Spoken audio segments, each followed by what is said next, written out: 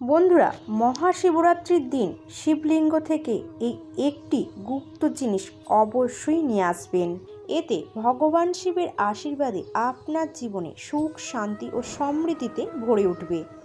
মহাশিবরাত্রির দিন কোন একটি জিনিস অবশ্যই আপনারা খাবেন, এই জিনিসগুলি আজকে আপনাদের এই ভিডিওতে জানাবো। তাই প্রত্যেক বন্ধুদের কাছে অনুরোধ রইল, ভিডিওটি মনোযোগ সহকারে শেষ পর্যন্ত দেখবেন। আর ভিডিওটি ভালো লাগলে অবশ্যই একটি লাইক করবেন এবং কমেন্টে হর হর মহাদেব লিখতে একদমই ভুলবেন না। বন্ধুরা, দুধ, দই, ঘি, মধু আর গঙ্গা জল এই পঞ্চামৃত দিয়ে ভগবান শিবের অভিষেক করলে ভগবান শিব অত্যন্তই প্রসন্ন হয়ে যান। বন্ধুরা, যদি এই জিনিসগুলিকে আপনারা অভিষেক করতে না পারেন, তাহলে শুধুমাত্র শুদ্ধ পরিষ্কার জলের মধ্যে গঙ্গা জল মিশিয়ে ভগবান শিবের অভিষেক করবেন। আর ভগবান শিবকে অভিষেক করবার সময় অবশ্যই মহামৃত্যুঞ্জয় মন্ত্রটি জপ করবেন। ভগবান শিবের পুজোয় অবশ্যই বেলপাতা দেবেন। বেলপাতার এক আলাদাই মাহাত্ম্য রয়েছে। বন্ধুরা, শুধুমাত্র একটি বেলপাতা শিবলিঙ্গে অর্পণ করলে ভগবান শিব অত্যন্তই প্রসন্ন হয়ে যান। আর যদি সম্ভব হয় তাহলে 11টি বা 51টি বেলপাতা শিবলিঙ্গে অর্পণ করবেন। বন্ধুরা, শিবের পূজায় অক্ষত আতপ চাল দেওয়ার নিয়ম রয়েছে। শিবলিঙ্গে যদি অক্ষত আতপ চাল অর্পণ করতে পারেন, তাহলে বন্ধুরা আপনারা কিন্তু অনেক রকম সমস্যা থেকে মুক্তি পাবেন। মহাশিবরাত্রির দিন একটা পরিষ্কার সাদা রঙের কাপড় নিয়ে সেই কাপড়ের মধ্যে অক্ষত আতপ চাল সেই কাপড়ের মধ্যে রেখে ভালো করে পুঁটুলি বানিয়ে নেবেন। তারপর সেই অক্ষত আতপ চালের পুঁটুলিটি সম্পূর্ণ গোপনে আপনারা কি করবেন, শিবলিঙ্গে পাশে রেখে দেবেন। আর ওং নমঃ শিবায় এই মন্ত্রটি যতবার পারবেন জপ করবেন। এইভাবে শিবলিঙ্গের পূজা করলে গৃহস্থ বাড়ির জন্য অত্যন্ত শুভ বলে মনে করা হয়। মহাশিবরাত্রির দিন অনেক ভক্তরা রয়েছেন যারা নির্জল উপবাস রাখেন, শুধুমাত্র কিছু ফলাহার করেন। বন্ধুরা, মনে রাখবেন, যদি আপনি মহাশিবরাত্রির দিন নির্জলা ব্রত বা উপবাস করেন, তাহলে সারা দিন এক ফোঁটা জল মুখে তুলবেন না।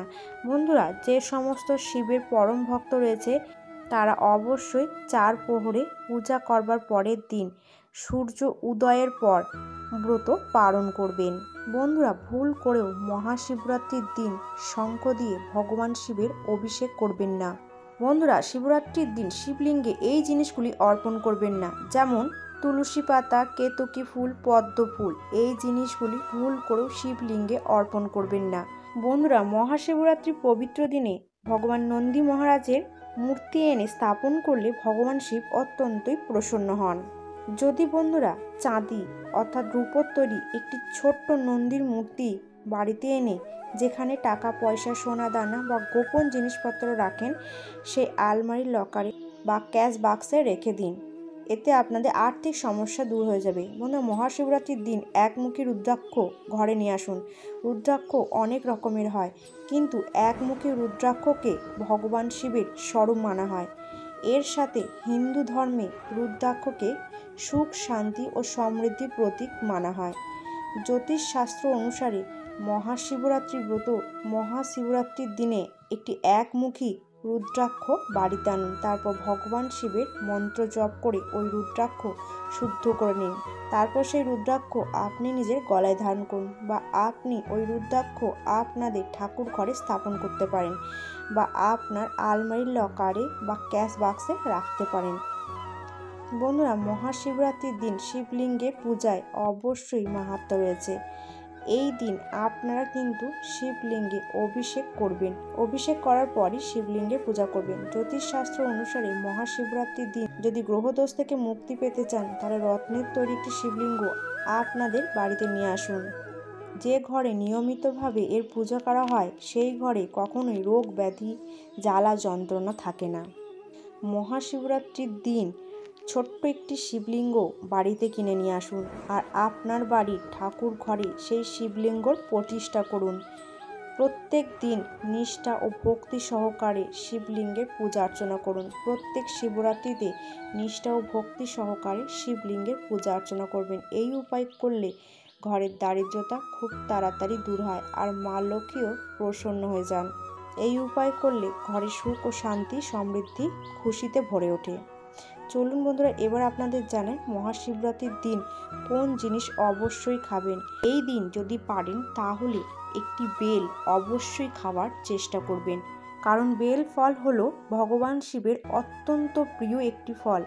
যদি কোথাও দেখতে পান এই বেল ফল, তাহলে অবশ্যই একটু করে হলো এই বেল আপনারা অবশ্যই গ্রহণ করবেন। তো বন্ধুরা, আজকের ভিডিওটি এই পর্যন্তই। যদি ভালো লাগে তাহলে অবশ্যই একটি লাইক করবেন এবং চ্যানেলটিকে সাবস্ক্রাইব করে নোটিফিকেশান বেল আইকনটি অন করে রাখবেন এরকম আরও নতুন নতুন ভিডিও দেখার জন্য।